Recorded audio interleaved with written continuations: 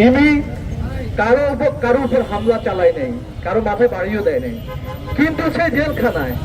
আর যে আসামি ওই কুটনিয়াতে পীর শামীমকে হত্যা করেছে, সে প্রকাশ্যে দিবালোকে ঘুরে বেড়াচ্ছে।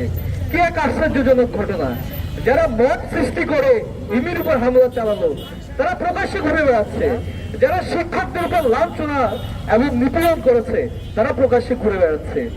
আর যারা হচ্ছে লড়তে চেয়েছে, যারা একটা অন্যায়ের বিরোধিতা করতে চেয়েছে, তারা জেলখানায় দাঁড়িয়ে আছে। এই কি আমাদের আইনের শাসন? এই কি আমাদের ন্যায় বিচারের চিহ্ন? আমরা কি এমন দেশ চেয়েছিলাম? ওই যে 1972 সালে শেখ মুজিব যখন দেশে ফিরে আসলেন, তখন বলেছিলাম সবাই পায় সোনার খনি আর আমি পেয়েছি চোরের খনি। আমরা জুলাই অভ্যুত্থানের পরে দেখলাম আমরা সবাই পাই সোনার খনি আর সবাই পায় হচ্ছে নেতৃত্ব, আর আমরা পেয়েছি ডক্টর ইউনূস। আমাদের দুর্ভাগ্য হচ্ছে ডক্টর ইউনূস ফাঁসি প্রান্তরে মির্জাপুর বেইমানি করে, বিশ্বাসঘাতকতা করে, তারপর কোন বাবা মা তার সন্তানের নাম মির্জাপুর রাখে নাই।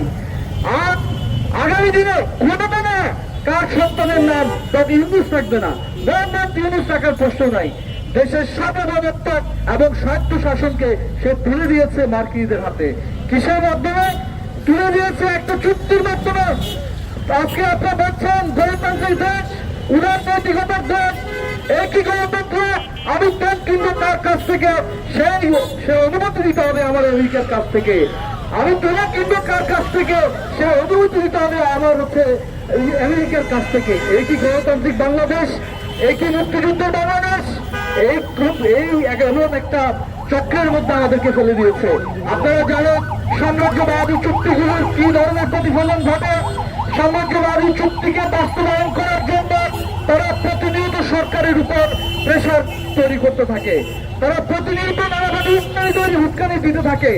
আমাদের দেশকে ডক্টর মোহাম্মদ ইউনূসের নেতৃত্বাধীন যে সরকার, তারা সেই দিকে ঠেলে দিয়েছে। সেই দিকে ঠেলে দিয়ে আমরা একটা ঝুঁকিপূর্ণ বাংলাদেশে দাঁড়িয়েছি।